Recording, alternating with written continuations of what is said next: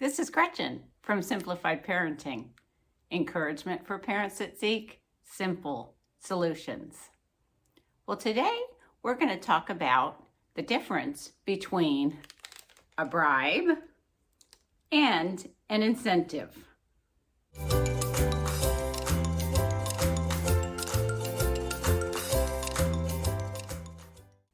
Now, I'm sure you're looking at me and thinking, Gretchen, you have in each hand Sour Patch Kids. And you just said the difference between a bribe and an incentive. Yes, I did. A bribe is when you're at the pool and it's time to get out. And you have warned your child, you gave them the warning. They know it's almost time. It's time to get out. They're not getting out. So, because there's lots of people present, you're feeling the pressure.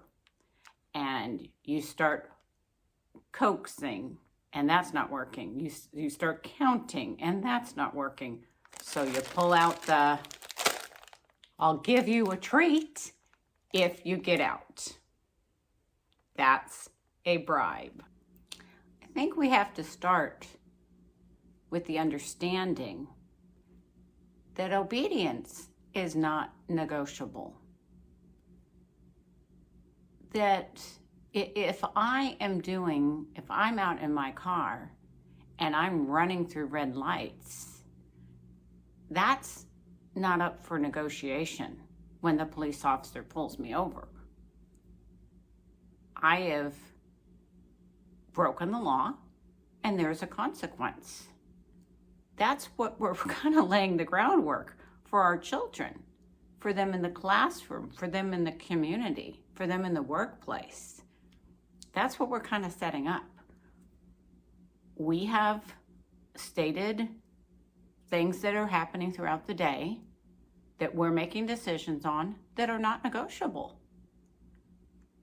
If I'm on the way to the pool with my child and I know that they're going to try to negotiate, that they're going to be downright disobedient, I know that's the child that I have in the car seat, then I'm preparing in advance.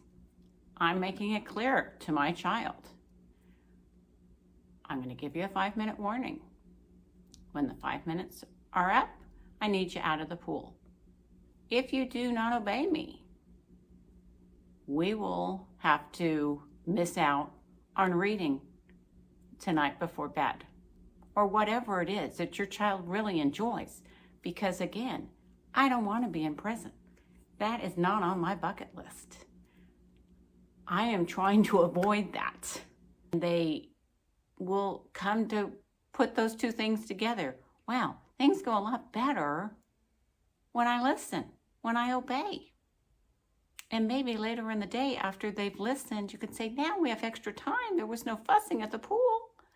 And now we have extra time. We can read another book before bedtime. That's my suggestion. Again, you may be thinking, Gretchen, you also had Sour Patch Kids in your hand. And you called that an incentive. Yes, I did. Would I use that for getting out of the pool? Absolutely not. Because obedience is not up for negotiation. However, if I'm on a hike with Max, and this is where I use an incentive. He's been hiking ever since he's been able to walk. But he's got short legs in comparison to ours.